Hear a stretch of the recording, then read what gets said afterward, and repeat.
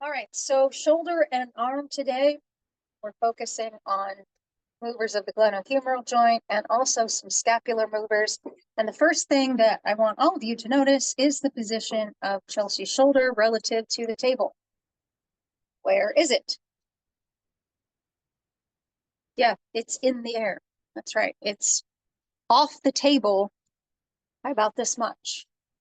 Okay. Ideally, it would be on the table. So we'll see if we can get some of that to sit down a little bit. Okay. So this is just going to be the brachium and then a little bit of the chest for this demo.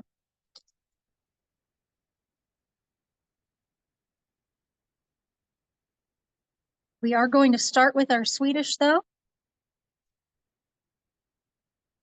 because we always start with our Swedish.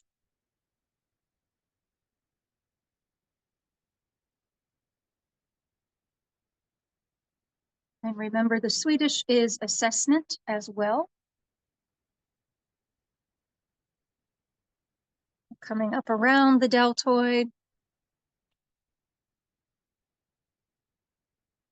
Focusing up on the brachium. And I can even focus into the shoulder a little bit.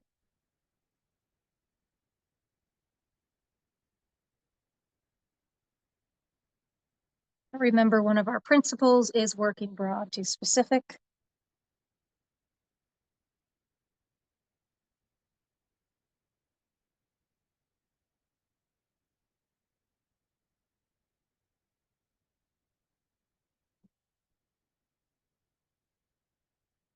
Just trying to get an idea of the movement in Chelsea's shoulder.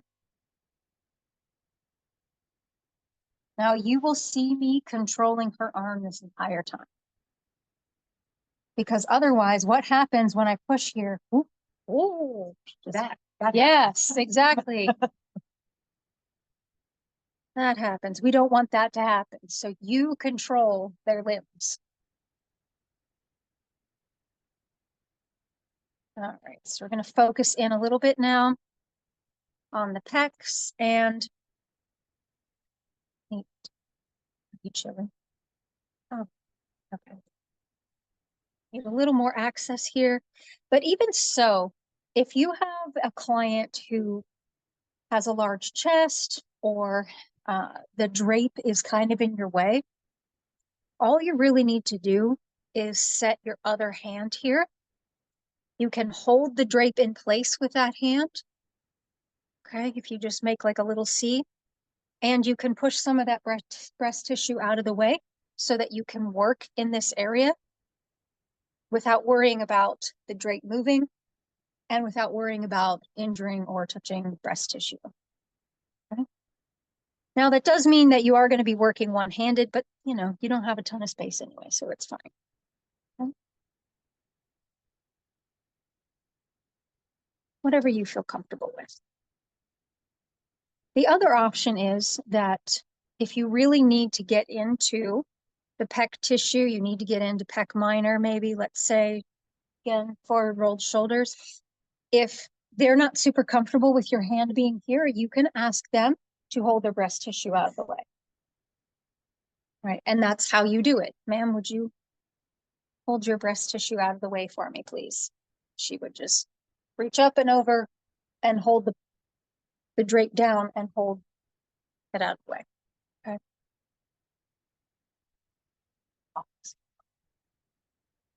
Yes.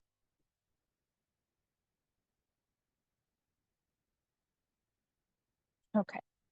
So right now, I'm going to step around this way. Right now, you all do this kind of thing, right? With fingertips, that can be a little pointy and a draggy. So for deeper work, what we're going to do is we're going to use a soft fist, okay? And I can also hold the drape down on this side. So what I'm doing is I'm working transverse to the fiber of the pecs. Remember the direction of pec fibers? Yeah, they come across this way. So Remember that concept of working oblique or transverse to these fibers.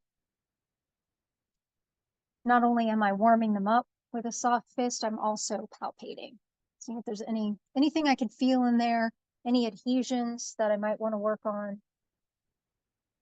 And I can come in with some flat knuckles, do a little bit of circular friction. But again, I don't have a whole lot of room, so I'm just going to be small movements.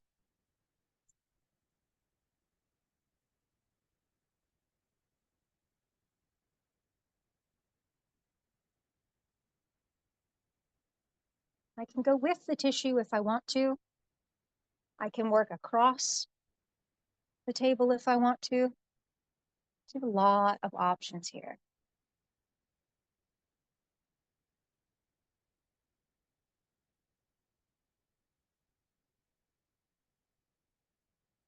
So pec tissue is nice and hyperemic.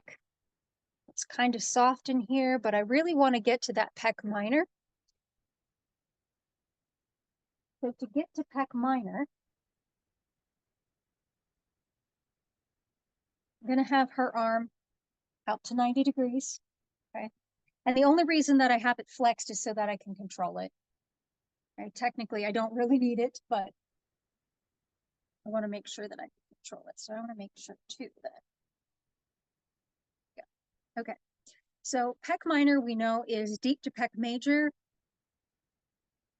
And right here is her coracoid process. So that's where it inserts. Is it tender there at all? Like right in through there if I go across. Yes. So you can see, I'm trying to twang it a little bit. Let's see maybe as I go across pec minor. It's a little twang. So we're going to start with a little bit of a stretch. What I'm doing is I'm putting my palm heel just anterior to that coracoid process, and I'm pushing it down towards the table. Okay.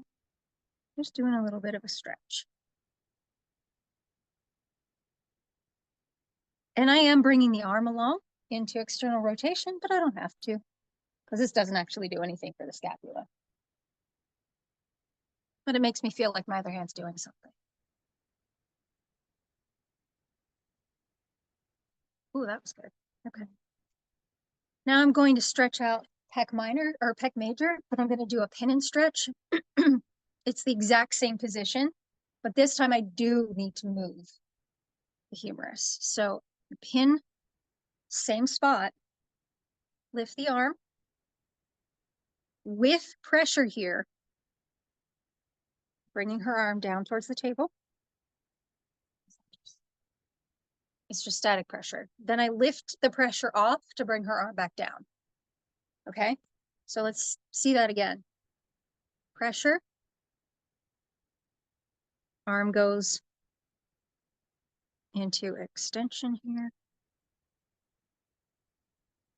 and then pressure off. Now I don't bring her arm straight down, I bring it down along the table. Okay, and one more time, pin it down and stretch it away.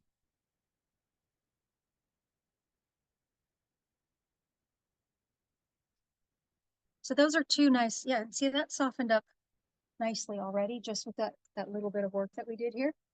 Okay, so if I do need to get to pec minor, she's having some issues with pec minor, we could tell her shoulder's really protracted, then what I'm going to do is I'm going to find the edge of pec major here, and you can see the shadow.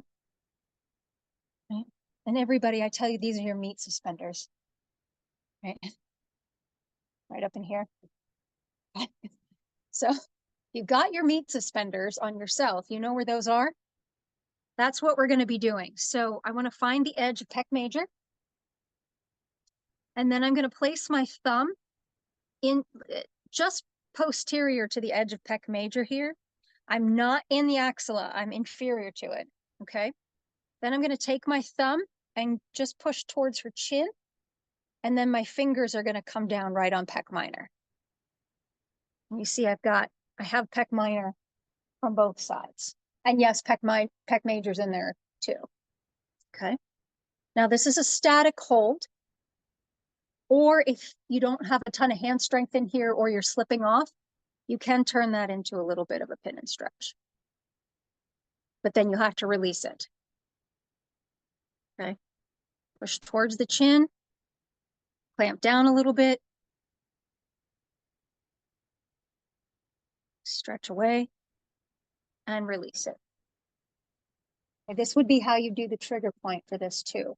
We're not going to get on her chest like that. You just use that static hold in there.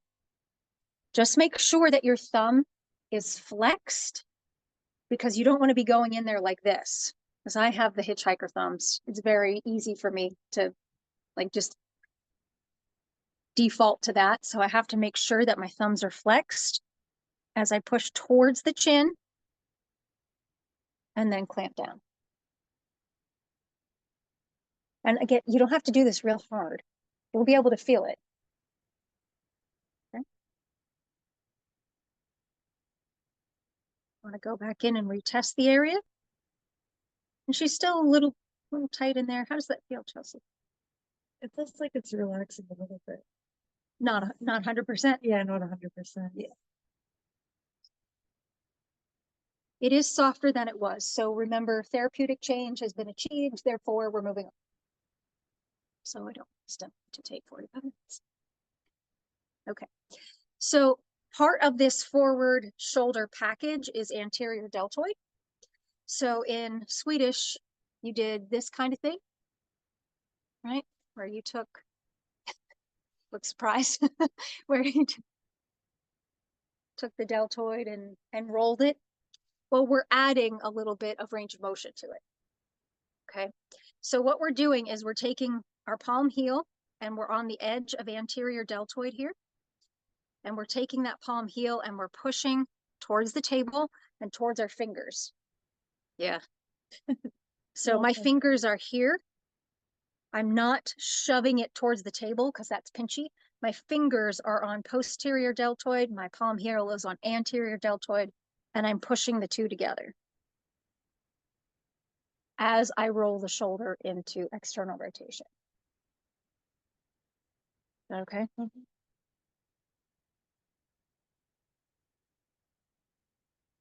So we're adding the depth here is what we're doing.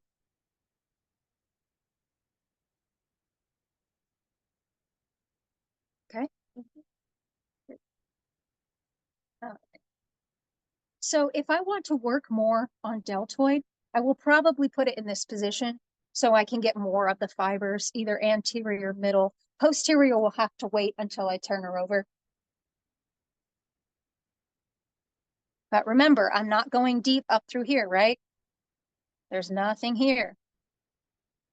So my depth will be on the deltoid specifically. You may feel all the different fibers because remember it's multi-pennate, so it kind of comes together like this. You might feel all those little fibers. It doesn't mean that it's tight necessarily, just that you're feeling all the different fibers of deltoid. If you do need to get on deltoid at this point, you want to maybe try some knuckles. But I can feel her bone here, so I really don't want to push much harder.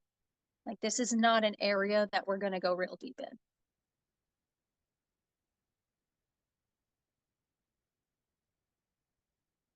She's actually loosening up quite nicely. Okay, so now we're going to focus into the biceps. And again, I have control. Right now, you guys kind of do this thing, right? But look where her hand is again.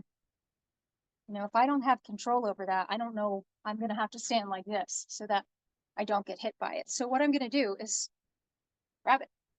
Okay. So I have control. I am externally rotating her arm so that her bicep faces me.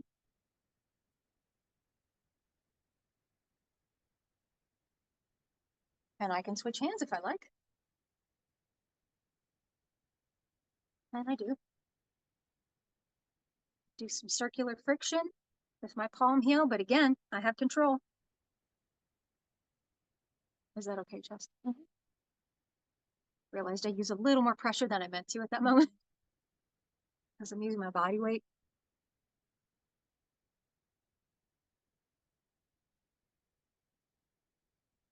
So if I want to get on bicep, remember it's going to be slightly flexed when it's hypertonic. So I want to use that to my advantage. So I'm going to start with a soft fist here. And as I work up bicep, I'm going to straighten out the arm. So this is kind of like a pin and stretch, except you can only go so far because of that bone on bone end feel there. As I come up through here, I do want to make sure that I'm not on the brachial artery, and I'm not. Here. Or I can use my outside hand too. Either or.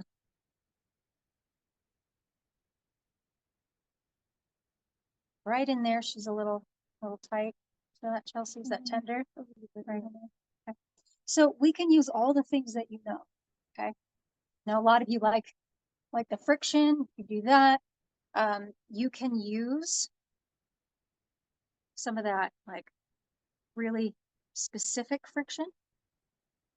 Right in here, you can use the cross fiber friction if you like.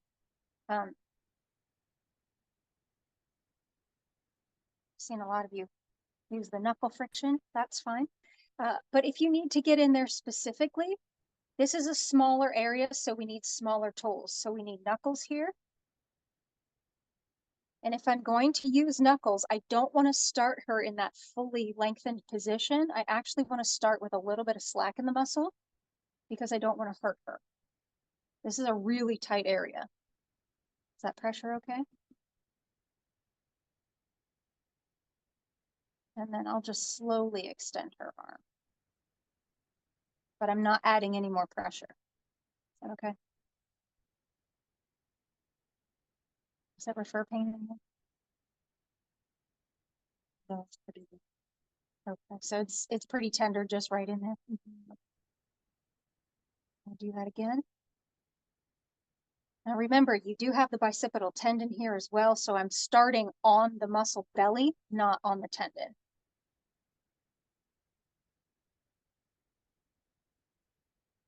And while you're working and warming up the arm, get to know the bicipital tendon a little bit, palpate it, get to know the texture difference between that and the muscle belly.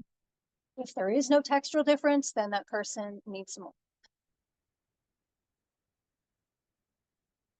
Just coming up through here nice and slow. All I'm doing is adding my body weight.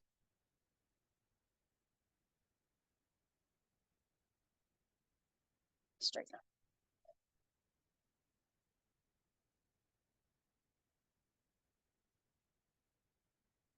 Retest. That's a little bit softer.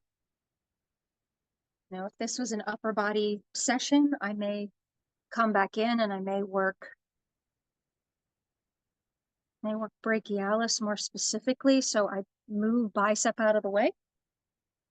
So you can feel where bicep ends and where brachialis begins, especially in the distal humerus here. Right. So here's bicep. Brachialis is just deep to that. So I might come in here probably with fingertips at first because I want to make sure that I'm on it. And then I can do the same kind of things. I can use knuckles in here if I want to and come up. The only issue is once you get about 2/3 of the way up, you do need to stop because you are in brachial artery territory. And at this point, remember, brachialis turns into tendon. So you really want to get it down here if you're going to. Okay. But you can feel the difference and you absolutely can work on it. Just make sure that you are controlling that arm. You don't want it flopping around.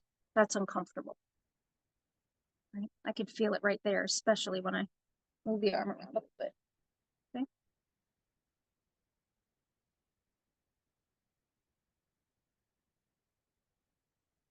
Put the arm back.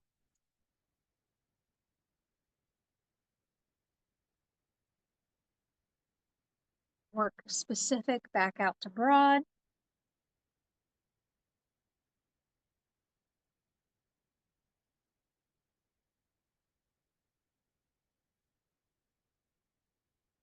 And then we can recheck. We're still off the table here, but that's okay. Give something for her partner to do then. Okay. Thank you, Chelsea.